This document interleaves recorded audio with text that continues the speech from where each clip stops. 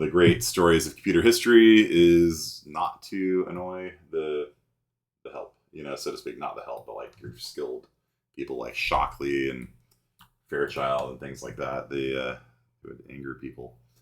And so a lot of the history of Silicon Valley comes from just managers not knowing how to manage people properly, the people leaving to start their own company. IBM, pushing people out, starting competitors. Shockley pushing people out, not intentionally, just by being jerks. So we're talking today about exceptions. And so exceptions are a core part of the C++ language, using namespace standard. That's that new macro I made.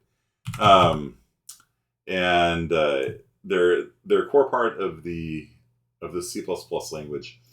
And they are used when a function can't return a value. Like philosophically, like what if an error occurs and you're inside of a void function, right? Like you're inside of a void function, and you're like, I don't know, you're like doing some stuff, and then like an error occurs.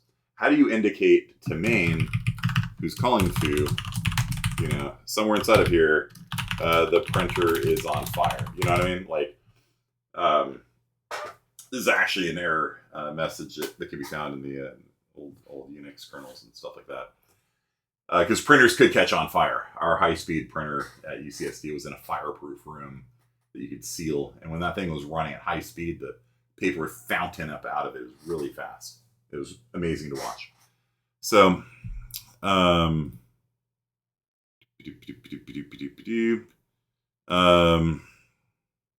amount of division was fascinating. Yeah. So Computer History Museum was really cool. If you guys didn't get a chance to go, the next time you're in the Bay Area, it's only, 3 hours away, let's say. Give it a shot. It's really cool. So how do you indicate this domain, right? Like you're a void function, like you don't return anything. So one way that people have done it in the past is they've done something like this. They'll have like int error no, something like that, and they'll have like a global variable. And if the printer's on fire, if printer's on fire, error no is set to printer on fire. And then, after main gets called, it has to check, like if, error no equals printer on fire. You know what I mean? Like, and people don't do that a lot of the times. Like an error occurs and they just don't set this, they don't check it, it's kind of a pain. This is how C does it, by the way. C has a global variable called error no. So every time you call a function, you have to check to see if that variable was set, to see if an error occurred. There's other ways of doing it, like if you're doing like absolute value or something. Let's say absolute value, like an error occurs. If error occurs, be something like this. Like if error occurs, I'm just doing pseudocode here. Occurs, return -1, right? Because if x equals abs equals -1, see out error. So you do something like that, right? Where you have a special value that gets returned back. But that's not great because, with absolute value, sure, you can't normally return a negative value, and so using -1's fine. But like for most functions, like if you're doing, I don't know, addition, what number do you not want to be able to return? You know what I mean? Like it's not really a good way of handling errors either, by having like a magic number, so to speak. I remember when I was in my operating systems class, I couldn't solve this problem. I was just like, I don't know how to return the fact that an error occurred when I wrote my own threads library.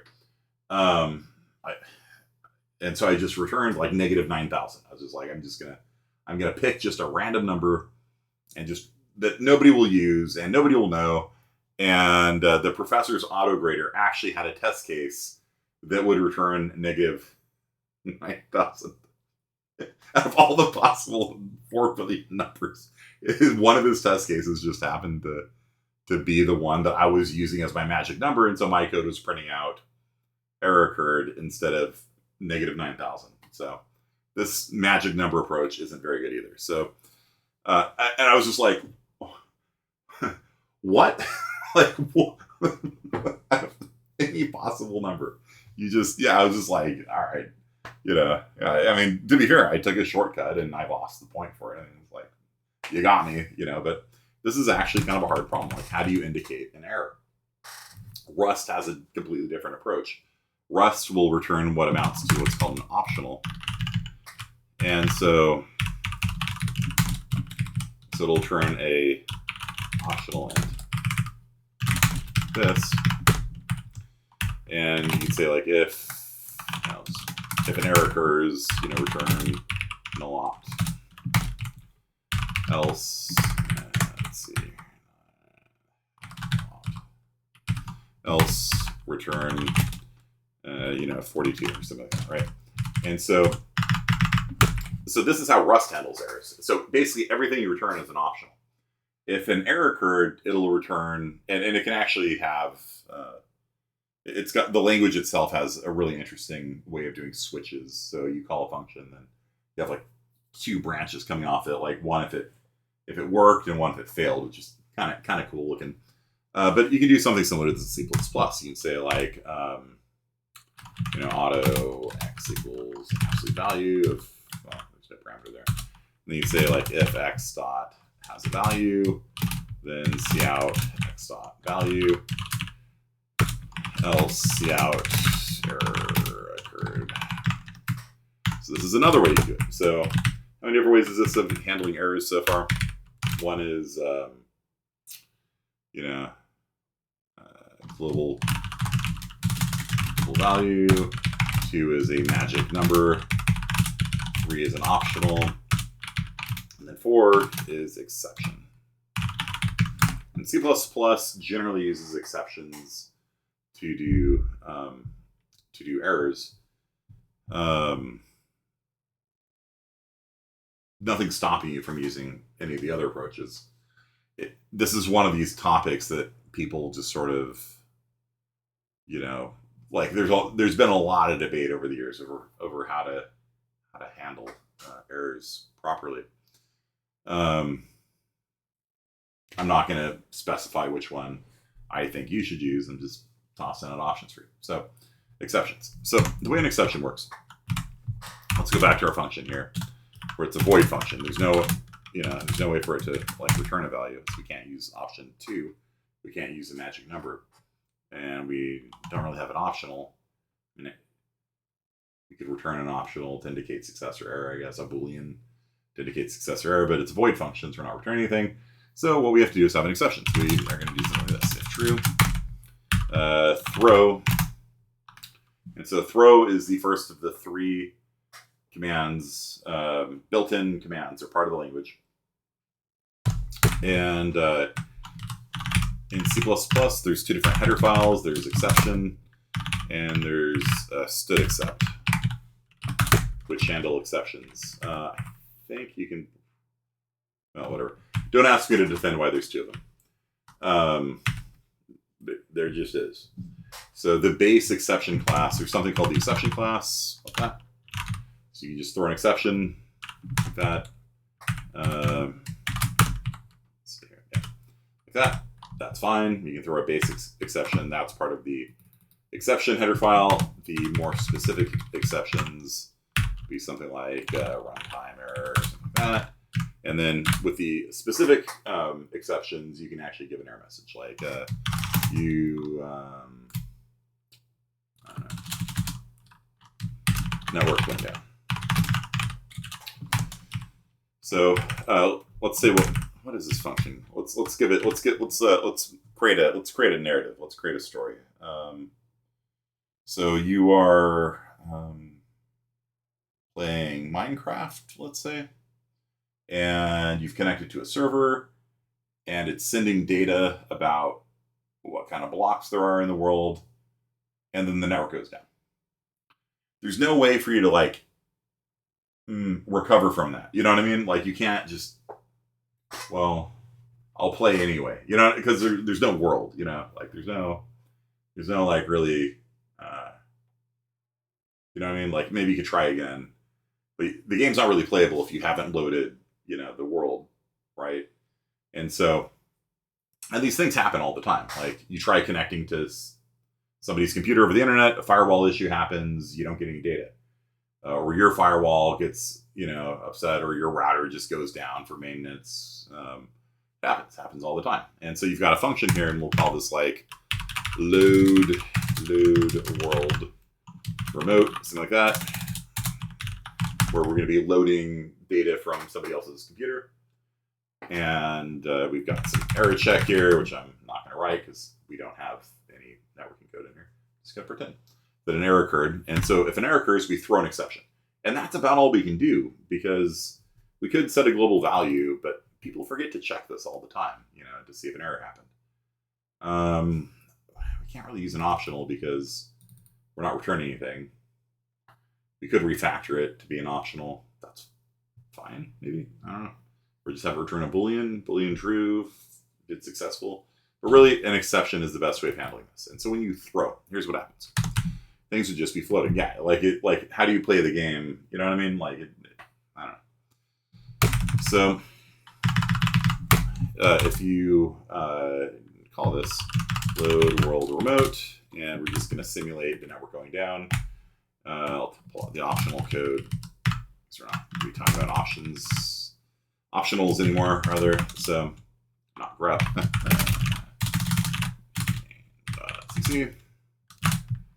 So this is what happens. If you throw an exception and nobody catches it, kills your program.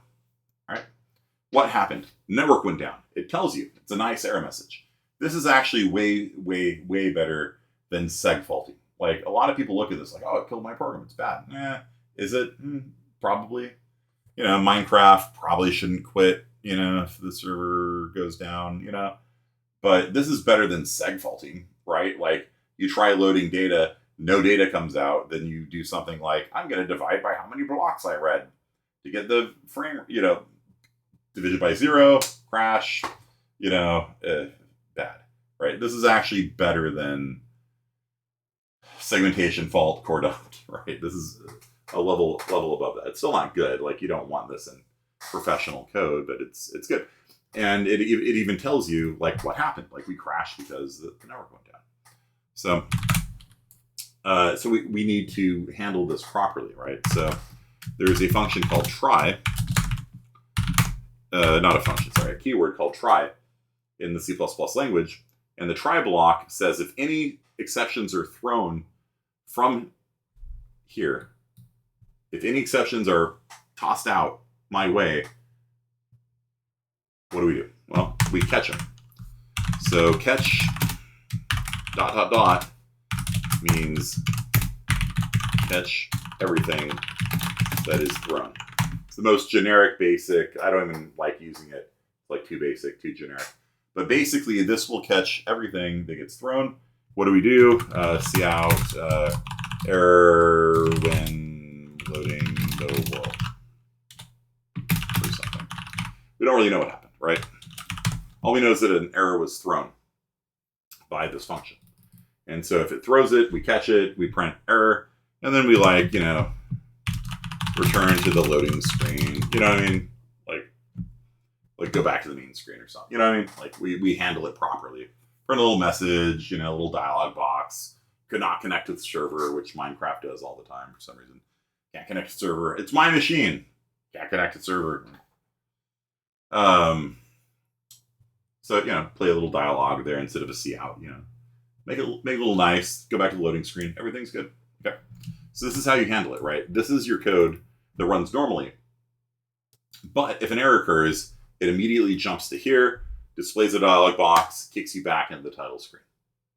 And then, if play the game or whatever.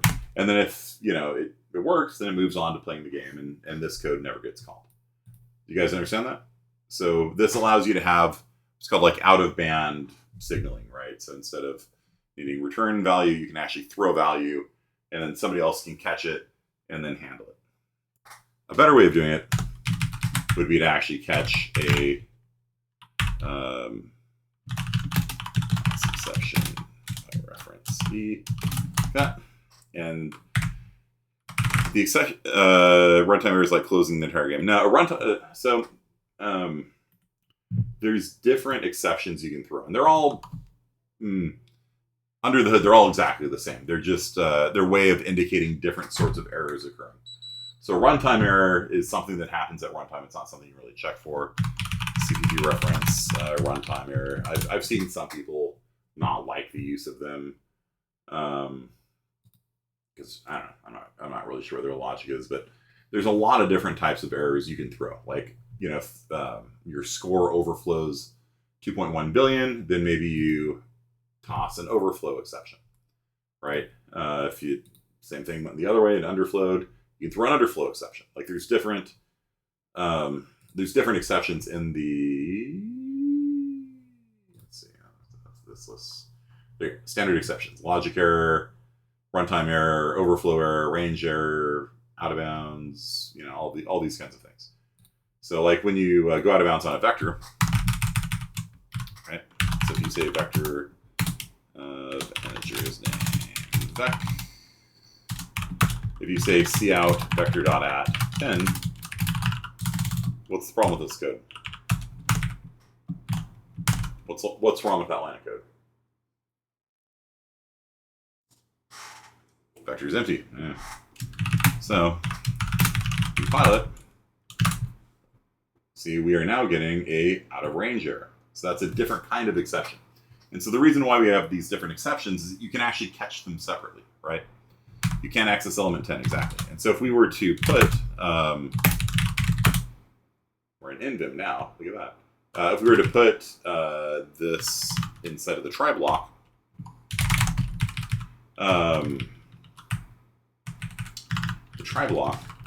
then the exception thrown here is going to be caught by this, okay?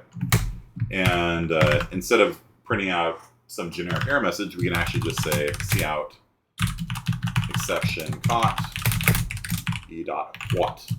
So what holds the error message. Network went down, or the vector saying you tried accessing element 10 when there's no elements in the vector, that kind of stuff. And so this exception class here, this exception class has tons of subclasses. It uses inheritance. And so all of the functions take the exception class and overload it to add a... it's really weird. The exception class doesn't actually take a string.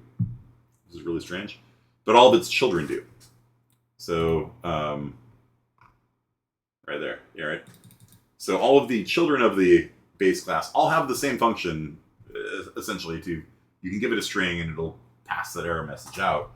The exception class has a what function, but it doesn't actually have a string itself. It's kind of an odd design. I don't know.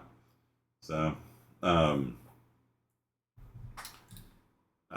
I personally would have just put a string into the constructor for the base class and not have to rewritten it 10 times, but I'm sure they had a reason for it. Like, we don't want people using the generic exception class. All right.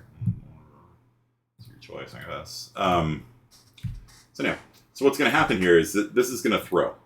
And it's going to throw an out of bounds error exception. And because this is the base class for both of them, it'll catch either of these exceptions. Okay. And so since this one happens first, it's going to catch it. It's going to print the error message and move on with its life. In other words, dying.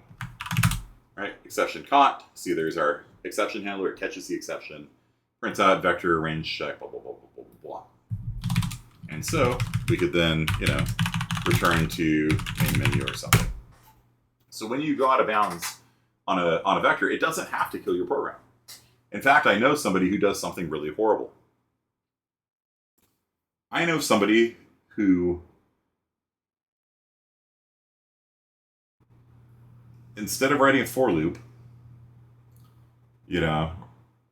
where you access every element of a vector, he just goes through it until he goes off the end, and then he catches the exception and stops the loop, which is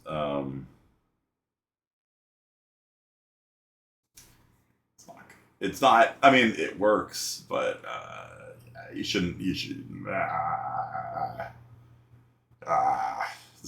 It's not ideal. It's not like for loops For loops are there for a reason. It's not hard to iterate across every element of a vector. There's many different ways you can do it without deliberately throwing an exception, catching the exception, and terminating the loop. Okay, so it just, if it works, it works. Yeah. But then what happens, like when I don't know, you actually have a mistake and you go out of bounds, right, or something? You know what I mean? Then you're just catching an exception. You're like, oh, for loop's over. You just keep going. Exceptions should be, philosophically speaking, exceptions should be when something exceptional happens. You should not be using them routinely for a for loop. You know, just philosophically speaking. It does work. It does. I wouldn't do it. Okay, so you can see here, this thing caught the exception thrown by this line, and it will also catch the exception thrown by this line. Network went down. Now, if we want to catch these things separately, we can do so by being more specific with our type here. So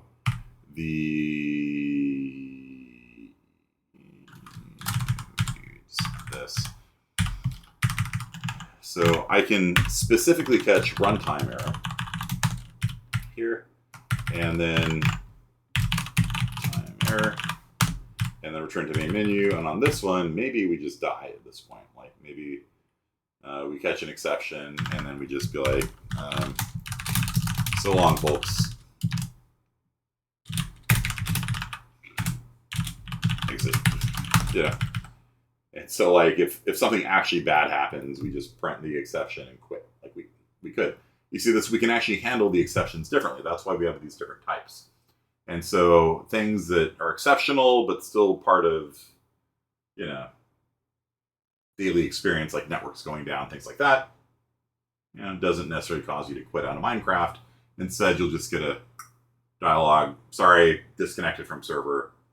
And you're like, you know, and you hit okay, and it goes back to the screen, you know. And that's different from you going out of bounds on a vector, in which case, you know, you want maybe something different. Okay, so you can actually handle these different exceptions in different ways. So you see here, we're getting runtime error, network went down. If I put this guy back in here, this is going to happen first. And so that one's going to print out exception caught, so long, folks, and it kills the program. So you have different handlers for the different kinds of exceptions. And the exception class is the most generic. The only thing more generic than it is ... which prevents you from even grabbing like the what, right? The reason why ... exists is because you can throw things other than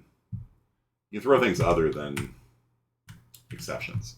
Like you can literally just throw 42. Like that's valid C++. You can do it. 42 is not a runtime error. 42 is not an exception. So are we catching this exception at all? What do you guys think in chat? What's going to happen, do you think, when we throw 42? And this is water, by the way. Here.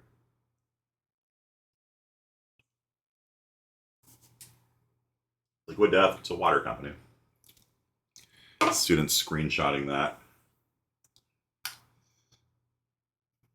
You can throw anything. You can throw a string. You can throw a float. You can throw a character. You can throw an emoji. Should you? Probably not. Probably not. But you could. It's part of the language. Is it just going to print it if you throw it? So this is not catching it. This is not catching it. And so the rule is if you have a uncaught, if you throw something that's not caught, it kills your program. So terminate called after throwing an instance event. We didn't catch it, it kills your program. If you throw anything and it's not caught at the highest level, which is main, kills your program. So that's why you could do like catch ... and be like, something weird happened and a non-exception was thrown for something. And then if you do that, then it will not kill your program, right? And so your program can continue. Like if we go down here, let's write some more code. While true, I don't know. What are we going to do?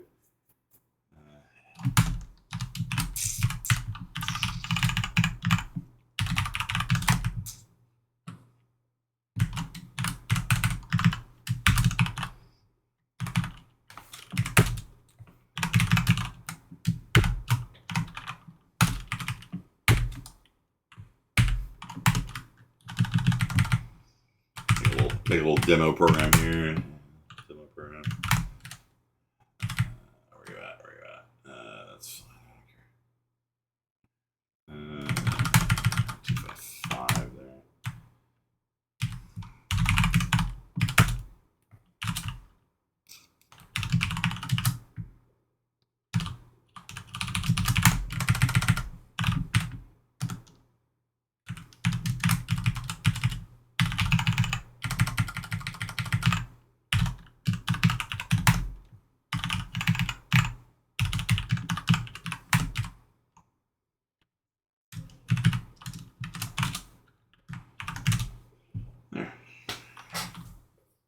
So hopefully nobody has photosensitive